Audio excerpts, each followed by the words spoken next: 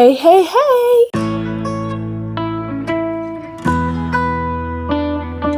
J'espère que vous allez bien, moi ça va super méga giga bien. On se retrouve aujourd'hui dans une nouvelle vidéo qui va être encore un énième point lecture. Je lis quand même pas mal en ce moment, je tourne autour de un livre semaine, 1 à 2 livres par semaine. Ça dépend vraiment de si je suis occupée ou pas. Je trouve que c'est un bon rythme de lecture parce qu'il y a 1 an de ça, je lisais un livre par mois. Donc voilà, c'est quand même pas mal. Aujourd'hui, un nouveau point lecture, ça va être uniquement des tomes, des suites de sagas, voilà, c'est ça que je cherchais. C'est mes 2 lectures chouchous, que ce soit du mois de la fantasy ou de toute ma vie, hein, finalement. Si vous me connaissez, vous savez que c'est 2 sagas que j'affectionne particulièrement, vous en entendez parler à tort, à travers et à cri. Dans ce point lecture, je vais tout d'abord vous parler du tome 13 de l'Épouvanteur, La Revanche de l'Épouvanteur de Joseph Delaney chez Bayard. Et ensuite, je vous parlerai du tome 8 des Royaumes de Feu, La Mission de Péril de Tweety Sutherland chez Gallimard Jeunesse. Écoutez, je vous propose qu'on tergiverse pas plus, c'est parti!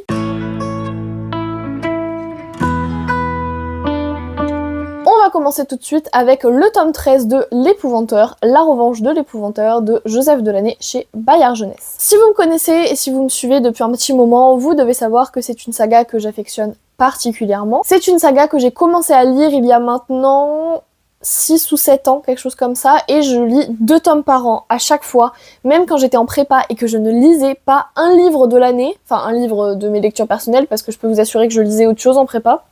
Bref. Du coup, pendant que j'étais en prépa et que je lisais très peu, mes tomes de l'Épouvanteur, à chaque mois d'octobre et chaque mois de mai, ils étaient lus.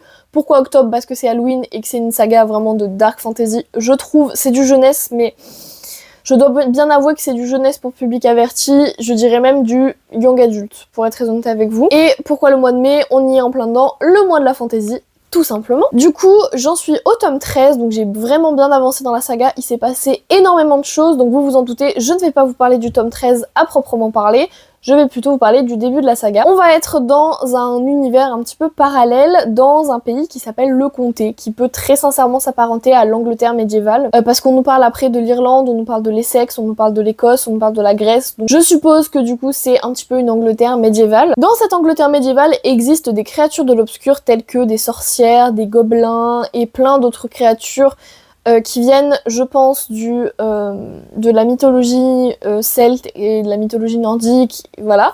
On a même de la mythologie grecque à l'intérieur, j'ai adoré. Du coup, dans ce comté, pour lutter contre ces créatures de l'obscur, on va faire appel à un épouvanteur. Un épouvanteur, c'est... il y en a pas beaucoup, hein, parce que peu de gens veulent être épouvanteurs, et en plus de ça, il faut être 7e fils d'un 7e fils, car être 7e fils d'un 7e fils, eh bien ça vous permet d'être quelque peu immunisé, en fait, contre les créatures de l'obscur, et donc ça vous permet d'exercer ce métier plus aisément. Et donc pour devenir épouvanteur, il faut qu'un maître, donc un maître épouvanteur, vous prenne comme apprenti pour vous enseigner le métier pendant, je sais plus combien d'années, 5 ou 6, je sais plus. Donc nous allons suivre Tom Ward. Tom Ward va devenir l'apprenti épouvanteur de John Gregory, donc l'épouvanteur du comté. Il y en a 2 je crois, et lui est un des 2. Sauf que Tom va se rendre compte que au-delà du fait d'être un 7e fils de 7e fils, il a aussi quelques capacités un petit peu particulières, et donc il est beaucoup plus à même de devenir épouvanteur que le commun des mortels. Et donc là nous sommes dans le 13e tome, et je peux rien vous en dire de plus, voilà. Si je peux vous dire qu'au cours du premier tome, vraiment les premières pages, il rencontre avec son maître Alice. Alice est une sorcière, elle a été élevée par une sorcière, sauf que Alice elle refuse d'utiliser l'obscur, et elle va devenir amie avec Tom. L'épouvanteur qui est vraiment contre, mais contre totalement l'utilisation de l'obscur pour lutter contre l'obscur, va pas être très d'accord avec cette amitié, et puis au fur et à mesure en fait va s'installer ce trio, Alice, Tom et l'épouvanteur, son maître, enfin voilà, son maître d'apprentissage hein, finalement. Donc du coup voilà, c'est là qu'on en est avec le tome 1. Le tome 1 c'est très mignon, hein. C'est vraiment, il lui explique comment capturer des gobelins, comment capturer des sorcières, et puis en fait la montée de l'horreur et de l'obscur, etc. va se faire petit à petit. Et dans ce tome là, on est clairement à un climax de quelque chose, on est à l'apogée de quelque chose, ça fait déjà 13 tomes hein, qu'on les suit. Donc on est vraiment à l'apogée de ce qui se passe pour Tom et son maître. On est sur un tournant, clairement, dans la saga, parce qu'on perd des personnages, que ce soit par la mort ou par d'autres moyens, et ça va être un grand tournant aussi dans la vie de Tom en général. Donc voilà, ce tome, c'est vraiment, je pense, un espèce de presque un cycle, en fait, il n'y a pas vraiment de cycle dans l'épouvanteur, mais presque la fin d'un cycle finalement. Il m'a beaucoup plu, vous le savez, moi c'est une saga qui vraiment me plaît énormément. Je suis de plus en plus habituée, en fait c'est très gore, c'est très... c'est gore, hein, je veux dire, il y a des effusions de sang partout. Au bout d'un moment, on nous raconte qu'il y a une mare de sang qui dévale les escaliers. Magnifique. Il y a énormément de batailles, de sang versé, de pouvoirs obscurs, de terreur, etc. Mais vous savez quoi, au bout de 13 tomes, à raison de 2 par an, ça me passe clairement au-dessus. J'en ai plus rien à faire, maintenant c'est habituel.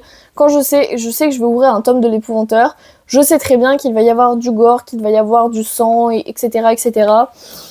Moi qui était, c'est important de le préciser, sensible à ça, je ne le suis, mais alors plus du tout, c'est un truc de fou. J'ai beaucoup aimé ce tome. Ce que j'ai moins aimé, c'est justement, c'est drôle de dire tome et tome, c'est certaines réflexions de Tom où je me suis dit, mais qu'est-ce que tu racontes? Tom, c'est un personnage qu'on suit depuis 13 tomes et qui, moi, m'a toujours beaucoup plu dans sa manière de penser, dans sa manière d'évoluer. Et ce tome-là, je sais pas si c'est parce que c'est ce fameux tournant, mais en fait, je ne comprenais pas ce qu'il voulait dire, ce qu'il voulait faire et où il voulait en venir, en fait. On se rend compte à la fin, la finalité de toutes ces pensées bizarres, c'est qu'il prend les bonnes décisions, tout de même, ça on peut le saluer, mais il y a des fois tu te dis, mais non. Enfin, tu es stupide là, ouvre les yeux s'il te plaît. Autant dans plusieurs points de lecture, je vous dis que c'est un personnage qui est hyper... Déjà il est super bien créé, ça fait 13 tomes qu'on le suit, enfin je veux dire voilà. Après, ça fait un petit moment qu'on ne suivait plus Tom à proprement parler. Ça doit faire peut-être 3 tomes qu'on ne suit plus Tom. On est passé sur 3 points de vue différents alors que toute la saga était sur Tom. Mais du coup en fait l'auteur voulait nous montrer autre chose, enfin une espèce d'univers parallèle. Du coup il nous a emmenés ailleurs, du coup on voyait plus Tom. Je sais pas si c'est pour ça, parce que du coup ça fait clairement 3 tomes qu'on ne le voit plus. Donc je sais pas si c'est pour ça que du coup ça me refait cet effet là alors qu'on revient sur lui. Après, franchement, à la fin du tome, il a pris en maturité et voilà, à la fin de ce roman, clairement, tu te dis, ok, ça ira mieux, il est plus mature. Mais il y a des fois, j'ai tiqué, je me suis dit, mais attends, mais non, en fait, on ne fait pas ça, ça ne se fait pas, ce n'est pas poli, non, tu ne fais pas ça. Bon, sinon, en termes d'intrigue principale, comme je l'ai dit, c'est un peu la fin d'une des intrigues qu'on a pu suivre. Cette intrigue-là, je pense très sincèrement qu'on la suit depuis le tome 4 ou 5, quelque chose comme ça, donc ça fait longtemps qu'on se la coltine. En fait, vous aviez toujours cette intrigue qui planait en toile de fond sur les autres, en fait, en surcouche, et vous aviez toujours en toile de fond cette intrigue-là, cette menace-là, c'était une menace, qui menaçait d'exploser à tout moment. L'explosion, voilà, elle est ici, clairement. Du coup, voilà, j'ai quand même beaucoup aimé cette espèce de climax et puis surtout la résolution de l'intrigue qu'on suit depuis tellement longtemps dans cette saga. C'était vraiment intéressant, on sait qu'il y a une nouvelle menace, on sait comment la saga va redémarrer parce qu'en fait, cette menace, c'était ce que je vous expliquais, c'était qu'on nous a enlevé de Tom et l'épouvanteur pour nous mettre ailleurs. Alors, il y avait des personnages qu'on connaissait, mais on nous a mis ailleurs, on nous a présenté un autre monde et on considère que maintenant, c'est une menace qui va arriver sur Tom et sur le comté.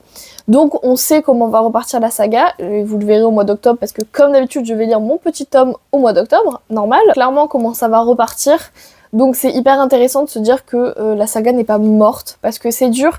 Je trouve que c'est dur des fois de faire comme des espèces de cycles qui n'en sont pas vraiment et de devoir faire repartir la saga derrière. Là je suis persuadée que ça ne sera pas le cas, pardon. Et à la fin on nous laisse entrevoir que les ennemis qu'on pense être les ennemis ne sont pas réellement les ennemis. Enfin voilà, c'est compliqué, j'ai pas envie de rentrer dans les détails pour pas vous spoiler non plus. Mais voilà, c'est pour ça qu'il y a un petit post-it, parce qu'il y a une phrase qui m'a mis la puce à l'oreille, j'ai voulu la noter, parce que mois d'octobre ça fait un peu loin quand même pour me souvenir de tout.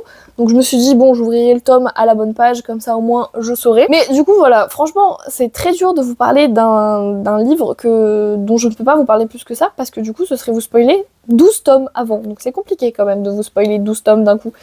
Mais sachez juste que c'est la saga, une de mes sagas coup de cœur, qui m'a permis d'accepter le gore. Clairement, je viens de commencer une nouvelle lecture qui, dès le début, est très gore, et je suis en mode, oh, bon, la routine, quoi, finalement. Clairement, elle a permis de réduire ma sensibilité à certaines choses, c'est pas mal.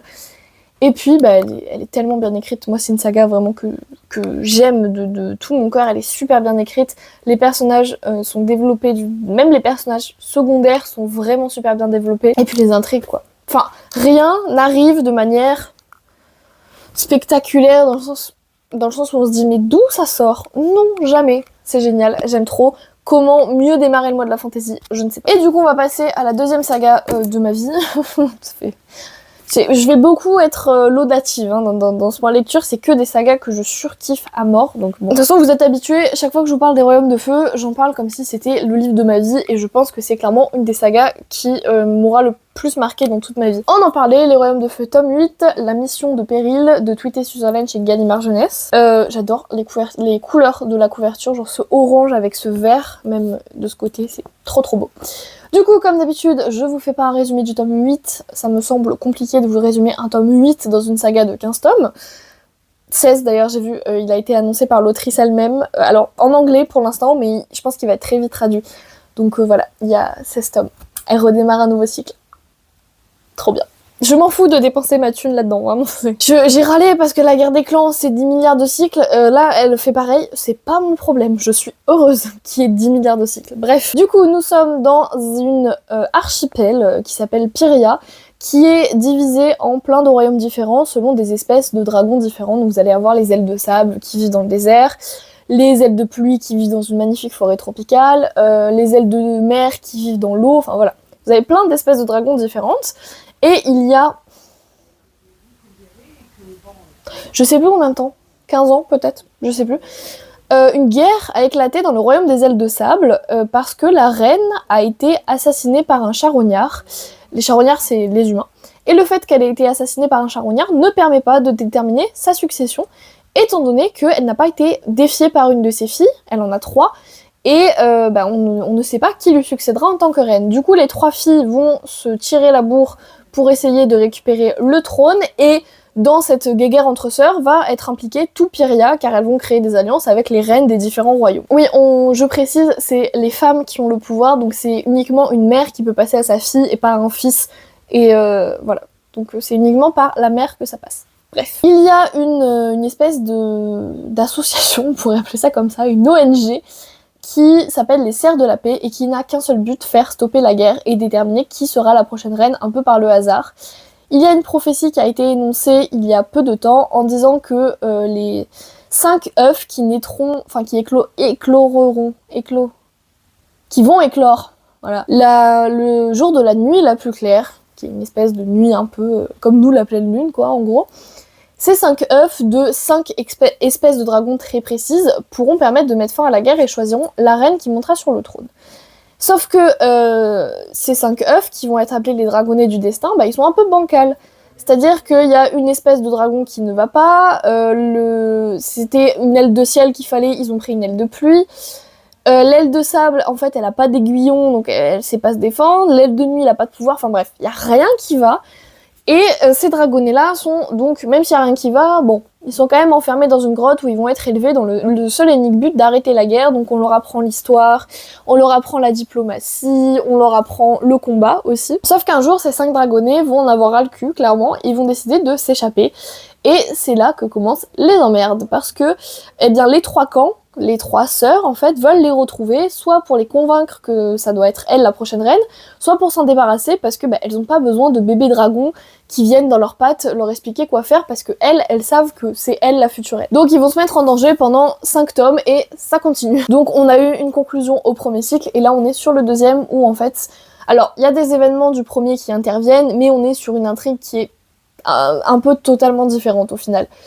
Pas dans ce tome-là. Franchement, dans ce tome-là, c'est quasiment tous les événements du tome 1 du cycle 1 pardon, qui interviennent, parce que c'était un personnage qu'on a évoqué beaucoup dans le cycle 1, un petit peu moins dans le cycle 2, mais qui du coup revient vachement sur le devant de la scène dans cette histoire, et même le personnage de Péril était assez présent dans le cycle 1, un peu moins dans le cycle 2, et là on a carrément un tome sur elle. Du coup, pour avoir un petit peu mon avis, j'ai adoré le personnage de Péril. Péril en fait est un dragon, alors je sais plus comment ils appellent ça, mais en gros un dragon qui a les écailles constamment enflammée. C'est-à-dire que un simple contact peut brûler un dragon, une plante. Elle peut s'asseoir à peu près nulle part parce que du coup elle va brûler la pierre, elle va brûler l'arbre qu'il y a derrière elle parce qu'elle a touché avec sa queue. Donc voilà, elle est enflammée en permanence et en fait on se rend compte que ses pensées, c'est juste un tourbillon de questions et d'interrogations et de questions qu'elle n'a pas de réponse. Et en fait elle tourne en rond globalement. Elle tourne en rond et vraiment c'est une overthinkeuse née, elle overthink, enfin je sais pas comment dire, elle pense trop quoi en gros. Et vraiment c'est caractéristique, c'est une personne anxieuse. Elle pense trop tout le temps. En fait on se rend compte, avant de prendre chacune des décisions qu'elle prend, elle pense pendant mais genre 1 heure où c'est que des questions qui n'ont jamais de réponse et ça tourne en rond, en rond, en rond jusqu'à ce qu'elle décide de prendre la décision parce qu'au bout d'un moment elle est coincée. Parce que Péril, en fait, toute sa vie, elle a appris à écouter les gens. Elle n'a jamais eu d'avis propre, elle n'a jamais eu d'opinion parce qu'elle a été élevée pour être l'arme d'une reine très très peu, comment on dit, avec peu de scrupules. Voilà, donc clairement c'était une reine tyrannique. Elle a été élevée par cette reine parce qu'elle n'a plus de parents. Et elle lui a mis dans la tête en fait que la reine c'était la seule à pouvoir l'aimer avec cette particularité-là. Du coup, elle s'est dit, ce que pense la reine, je dois le penser. Et ça se voit quand même beaucoup dans ce tome, sachant que plein d'histoires ont fait que cette reine n'est plus avec elle. Alors c'est très intéressant parce que du coup le lecteur est pris avec elle dans sa tête et du coup on comprend clairement comment elle fonctionne et ça c'était super intéressant. Mais c'est un truc qui a vraiment été super bien reproduit par l'autrice, c'est oui ce côté... Le tourbillon de pensée en fait en permanence. En permanence elle pense, elle pense, elle pense, elle pense. Il y a très peu de dialogue je trouve dans ce livre par rapport à un autre. Parce que elle pense avant d'agir et ça c'est super bien parce qu'on pourrait croire que du coup elle est enflammée donc elle sait pas trop ce qu'elle fait. Mais en fait elle pense tellement avant de faire quelque chose, c'est terrible. Du coup on a un sujet qui est quand même vachement important qui est abordé ici, c'est l'acceptation de soi. Dans le sens où en fait Péril, toute sa vie dans son royaume, donc elle est aile de ciel, on l'a évité. Parce que c'était l'arme de la reine et donc tout le monde était au courant qu'un simple toucher pouvait les embraser, les brûler et les tuer quoi clairement. Donc Péril toute sa vie en fait la reine lui a dit que c'était la seule à pouvoir l'aimer. Et puis elle va rencontrer un personnage qui lui non plus ne s'aime pas comme il est. Sauf que Péril en fait elle va réussir à accepter ce qu'elle est en fait. Ce qu'elle est et se dire qu'elle peut en faire une force clairement et ce n'est pas qu'un handicap en fait dans sa vie. Et ce personnage va avoir un rôle déterminant parce que le fait que lui ne s'accepte pas, ça va un peu créer un déclic dans la tête de Péril. Je trouve que c'est un sujet hyper important à aborder, surtout dans un livre jeunesse. Il est vraiment destiné à la jeunesse. Je crois qu'il n'y a pas de... Il n'y a pas d'âge. Alors je dirais quand même pour des enfants bien accrochés parce qu'il y a quand même des scènes un petit peu violentes. C'est une guerre, hein, donc il y a il y a des meurtres, il y a des tueries, il y a des combats, il y a du sang qui coule, donc voilà, c'est quand même pour des gosses. Moi je les lisais à la fin de la primaire, donc ça va encore, fin de primaire, début collège, mais à pas mettre dans toutes les mains non plus quoi. Mais du coup je trouve que c'est quand même un sujet hyper important parce que l'enfance, enfin la fin de l'enfance, préadolescence, même adolescence, c'est des moments où on a du mal à s'accepter parce qu'on est différent des autres, et encore heureux qu'on soit différent des autres. Si on était tous pareils, qu'est-ce qu'on se ferait chier. Mais voilà, je trouve que c'est un super sujet à aborder, même pour un adulte, hein, finalement. J'ai envie de vous dire, beaucoup sous mon post Instagram de ça m'ont dit que c'était un peu jeunesse.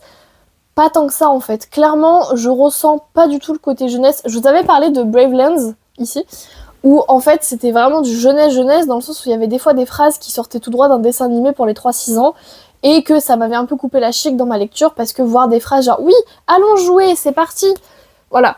Ici, non. Clairement, déjà, les dragonnets qui sont censés être des enfants pré-ados, ils ont des responsabilités d'adultes.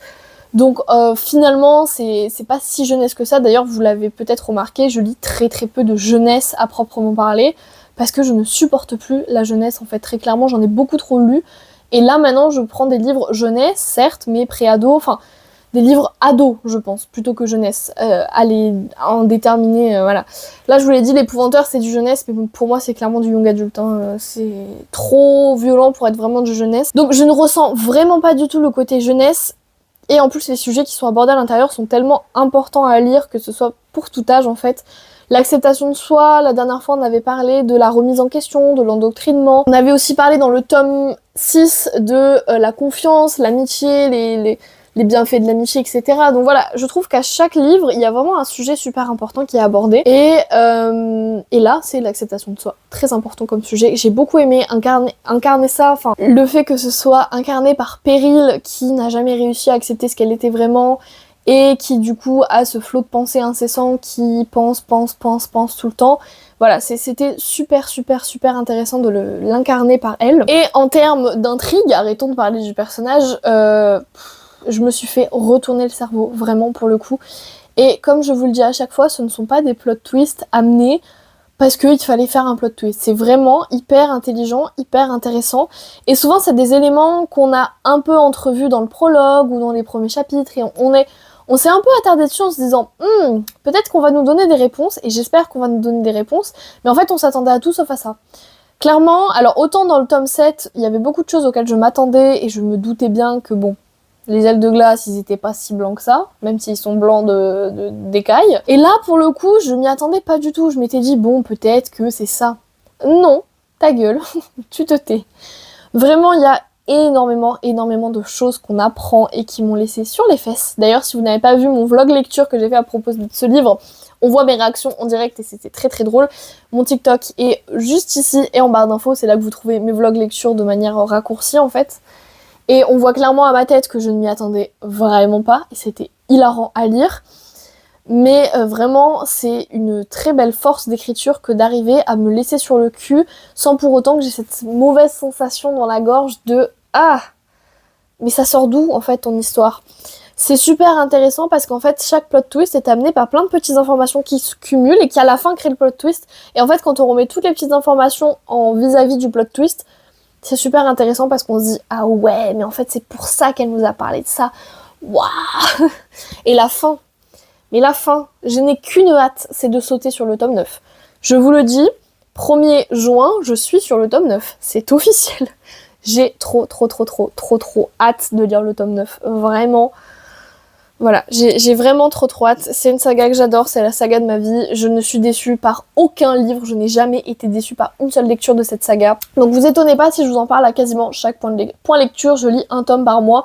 Parce que je n'arrive pas à m'arrêter et je vais être très déçue quand le tome 16 sortira dans 2 ans. Écoutez, j'espère que cette vidéo vous a plu, moi j'ai adoré la tourner. Comme d'habitude, je vous souhaite de passer de très bons moments, de très bons examens. Je sais qu'il y en a encore qui sont en plein dans les examens, c'est bientôt le bac. On lâche rien, vous inquiétez pas, vous allez l'avoir, vous allez réussir, je crois en vous.